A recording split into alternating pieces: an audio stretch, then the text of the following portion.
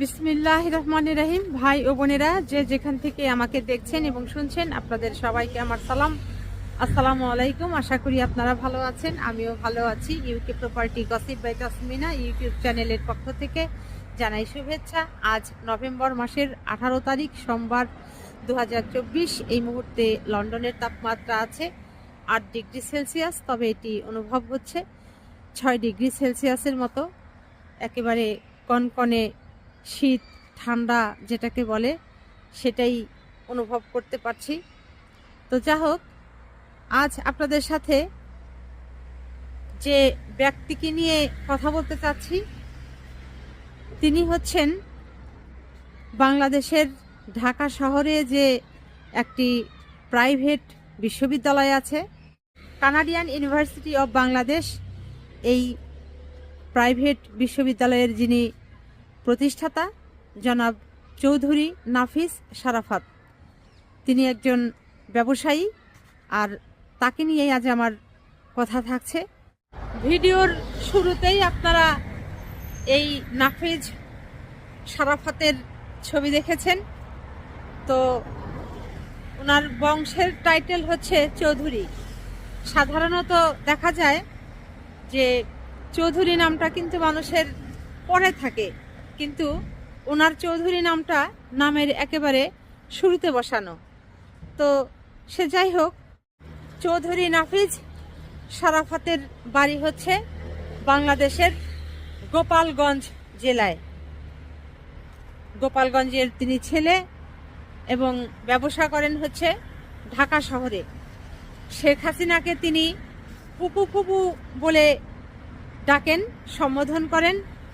তারপর হচ্ছে তিনি শেখ হাসিনার ছত্র ছায়ায় থেকে শেখ হাসিনার এই ভাতিজা চৌধুরী নাফিজ শারাফাত অঢেল সম্পদের মালিক হয়েছেন এবং শত শত কোটি কোটি টাকা বাংলাদেশের বাহিরে বিদেশের বাড়িতে অবৈধভাবে রাষ্ট্রের সম্পদ পাচার করে দিয়েছেন।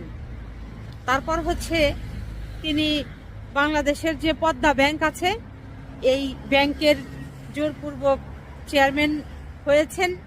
হয়ে এই ব্যাংকের রাখা যত টাকা অর্থ ছিল সব কিছু তার নিজের নামে করা যে ব্যবসা প্রতিষ্ঠানগুলো আছে সেইগুলোর নামে ঋণ নিয়ে ব্যাংক এখন একেবারে অর্থশূন্য, খালি। কাজেই এই পদ্মা ব্যাংকের যারা গ্রাহক আছেন, তারা টাকা পয়সা যদি আপনাদের কিছু রেখে থাকেন, দ্রুত তুলে নিয়েন, কারণ ঋণ খেলাফির পথে হাঁটছে কিন্তু এই ব্যাংক। কানাডিয়ান ইউনিভার্সিটি অব বাংলাদেশের প্রসঙ্গ যেহেতু এসেই গেছে, তাহলে এখানে ছোট করে আরেকটি তথ্য আপনাদেরকে দিয়ে রাখছি যে বিগত আওয়ামী সরকারের শাসনামলের সময় এই চৌধুরী নাফিজ শারাফাত সে তার ফুপুকে অর্থাৎ শেখ হাসিনাকে তোষামোদ করে ওই সময়ে 16 কাঠার একটি সরকারি প্লট এই বিশ্ববিদ্যালয়ের নামে বরাদ্দ নেন। ওই সময়ে ওই প্লটের মূল্য ছিল 77 কোটি টাকা এবং পরবর্তীতে জানা যায় যে ওই কানাডিয়ান ইউনিভার্সিটি অব বাংলাদেশের নামে তিনি 16 কাঠার প্লটটি না দিয়ে তার নিজের নামে, ব্যক্তির নামে ওটিকে পরিবর্তন করে নেন। এর হচ্ছে এই চৌধুরী সাহেবের কর্মকাণ্ড। চৌধুরী নাফিজ শারাফাতের আমল নামায় অনেক কুকীর্তি আছে, এগুলো বলে শেষ করা যাবে না, সেগুলো আজ আমি বলতে চাইও না। তবে আজকে আমি আমার এই ভিডিওর মাধ্যমে বাংলাদেশের মানুষের কাছে যে কথাটি পৌঁছাতে চাচ্ছি এই চৌধুরী নাফিজ শারাফাত সম্পর্কে, সেটা হলো যে এই নাফিজ শারাফাত তিনি কিভাবে বাংলাদেশে যে গত জুন, জুলাই, আগস্ট 2024-এ যে ছাত্র আন্দোলন হয়েছিল, এই আন্দোলনে তিনি কিভাবে সরাসরি ছাত্র খুনের সাথে, ছাত্র হত্যার সাথে জড়িত ছিলেন, সম্পৃক্ত ছিলেন, সেটি আজ আপনাদেরকে আমি জানাতে চেষ্টা করছি।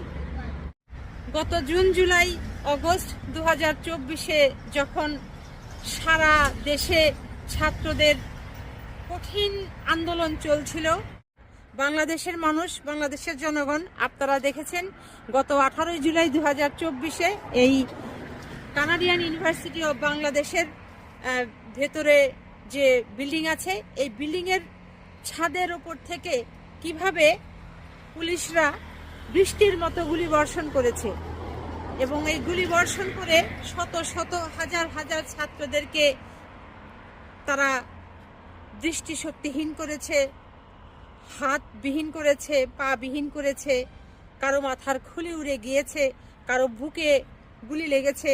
শরীরের এমন কোথাও নেই যে ছাত্রদের গুলি লাগেনি, গুলিতে তারা ঝাঁঝরা হয়নি। ধারণা করা হচ্ছে এখন যেহেতু সারা বাংলাদেশে ওই সময়ে শাটডাউন চলছিল, তাহলে ওই শাটডাউন চলাকালীন সময়ে এই কানাডিয়ান বিশ্ববিদ্যালয়ের ভেতরে এই 60 জন পুলিশ কিভাবে ঢুকলো। এটি তো তাহলে এখন একেবারেই স্পষ্ট যে এই কানাডিয়ান ইউনিভার্সিটির চেয়ারম্যান যেহেতু চৌধুরী নাফিজ শারাফাত, তিনি আগেই এই পুলিশের সাথে এবং র্যাবের সাথে কথা বলেছিলেন, তাদের সাথে প্ল্যান করেছিলেন এইভাবে যে রাতেই কোনো একটা সময় পুলিশরা ওই কানাডিয়ান ইউনিভার্সিটির ভেতরে প্রবেশ করে থাকবে এবং তারা ছাদে গিয়ে পজিশন নেবে এবং দিনের আলো ফোটার সাথে সাথে যেহেতু ছাত্ররা আন্দোলন করতে রাস্তায় বের হবে, আর আন্দোলনরত ছাত্রদেরকে হত্যা করার জন্য ওই কানাডিয়ান ইউনিভার্সিটির ছাদ থেকে পুলিশরা বৃষ্টির মতো গুলি বর্ষণ করবে। করেছেও ঠিক তাই। বাংলাদেশের ঢাকা শহরের ভেতরে প্রাইভেট বিশ্ববিদ্যালয় কি আর নেই? আরও তো কত কত প্রাইভেট বিশ্ববিদ্যালয় রয়েছে। কেন সেই প্রাইভেট বিশ্ববিদ্যালয়ের ছাদে তো কোনো পুলিশ গেল না, ছাদ থেকে তো গুলি করলো না, তাহলে এই কানাডিয়ান বিশ্ববিদ্যালয়ের ছাদ থেকে কেন পুলিশ ছাত্রদের ওপর গুলি করলো? এটি তো স্পষ্ট বোঝা যায় যে যেহেতু ওই বিশ্ববিদ্যালয়ের চেয়ারম্যান যেহেতু এই চৌধুরী নাফিজ শারাফাত, তিনি এই আকামের হোতা, তিনি এই ছাত্রদেরকে খুন করার পরিকল্পনা করেছেন র্যাবের সাথে, পুলিশের সাথে বসে। এখন কথা হচ্ছে যে ওই 18 তারিখে র্যাবের যে হেলিকপ্টারটি আছে, ওটি যে ড্রাইভ করে নিয়ে এসেছিল তাকেও ধরা হোক। ওই সময়ে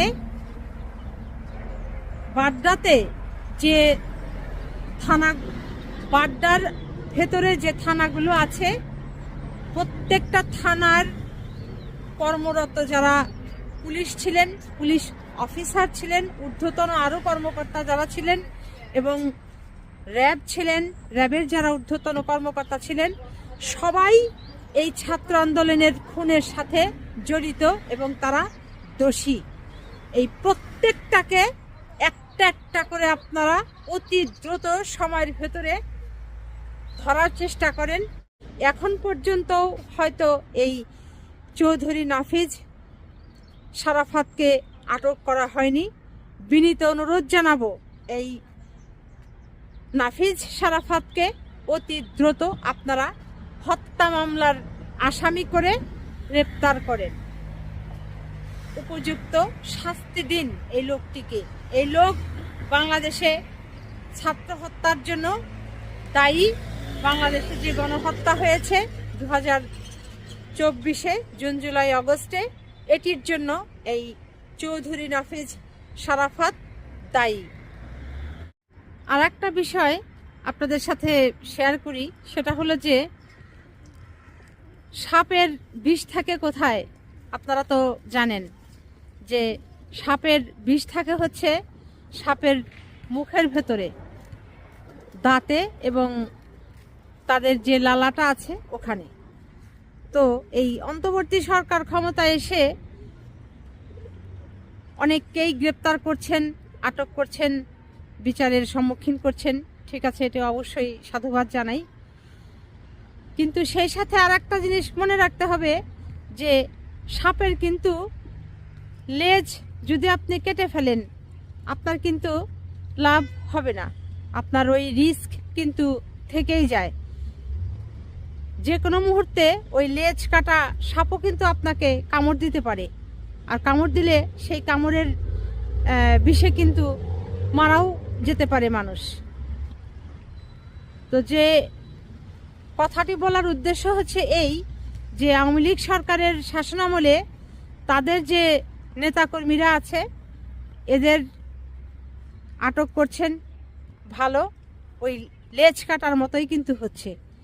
কাজেই এই যে চৌধুরী নাফিজ সারাফাতের মতো যারা আছে, ছাত্র হত্যার সাথে সরাসরি যারা এইভাবে জড়িত, যারা পরিকল্পনা করেছে কিভাবে হত্যা করবে, কোন বিল্ডিংয়ের ছাদে পুলিশে রাতের অন্ধকারে চলে যাবে, অবস্থান নেবে, অস্ত্র শস্ত্রে সাজিয়ে বসে থাকবে, তো এদেরকে কিন্তু ছাড় দেওয়া যাবে না। এরা হচ্ছে সাপের ওই মুখের অংশটা, এদেরকে ধরতে হবে, মাথা কাটতে হবে, মাথাটাকে থেতলে দিতে হবে। এদেরকে ধরেন, স্নাইপার যে অস্ত্রটি আছে, র্যাবের হেলিকপ্টার থেকে যারা এই গুলি করলো, স্নাইপার এই অস্ত্রটি কিন্তু সবাই চালাতে পারে না, ট্রেনিং লাগে।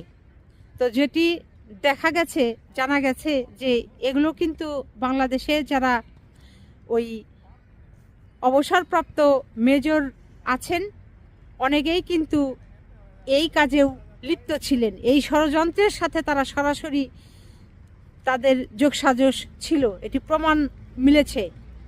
তাদের অনেকের নামও কিন্তু উঠে এসেছে। তাদেরকে কেন ধরা হচ্ছে না, তাদেরকে কেন গ্রেপ্তার করা হচ্ছে না? অতি দ্রুত তাদেরকেও গ্রেপ্তার করেন। তো আজ এখানেই শেষ করব। সবাই ভালো থাকবেন, সুস্থ থাকবেন এবং আমার জন্য দোয়া করবেন। আমার এই চ্যানেলটিতে লাইক, কমেন্ট, শেয়ার এবং সাবস্ক্রাইব করবেন। আসসালামু আলাইকুম, আল্লাহ হাফেজ।